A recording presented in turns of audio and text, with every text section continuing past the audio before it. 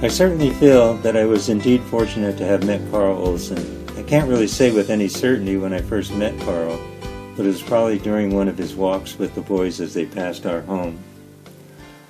I would say our common interest had to do with the lakes here in Tuolumne County. I say this because I never flew a plane, I never rode a motorcycle, or even knew Morse code. So that leaves the water. Carl, several years earlier, had built a small sailboat with a single mast and a centerboard.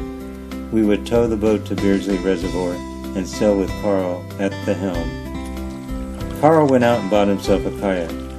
So taking Carl's lead, I went out and bought a kayak. Our first outing together was on New Maloney's Reservoir. Later on, we took the kayaks to Beardsley, and once we paddled our way up the inlet towards the dam.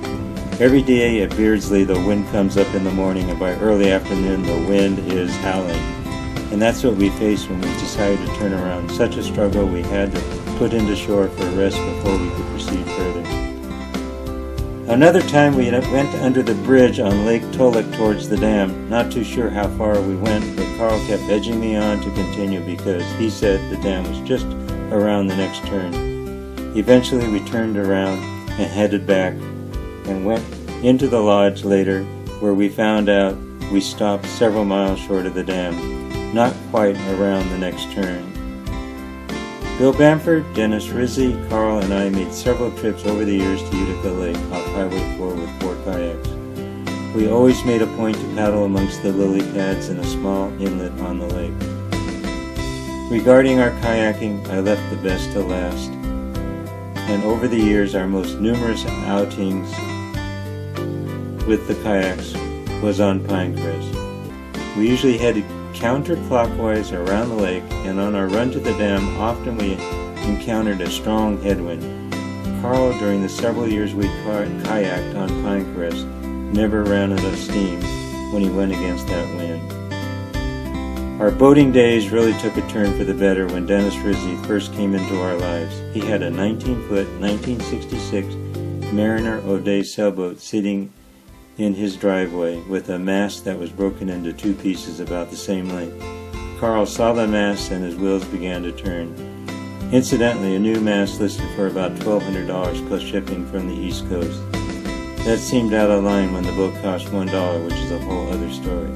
So he took the mast over to Carl's garage, and he was able to piece the mast together with 3 2-foot-long galvanized pipe. An aluminum welding job done off Sanguinetti Lane in Sonora gave us a perfect mast for under $75. The sailboat was named the Kingfisher, and we would keep it on Pinecrest during the summer.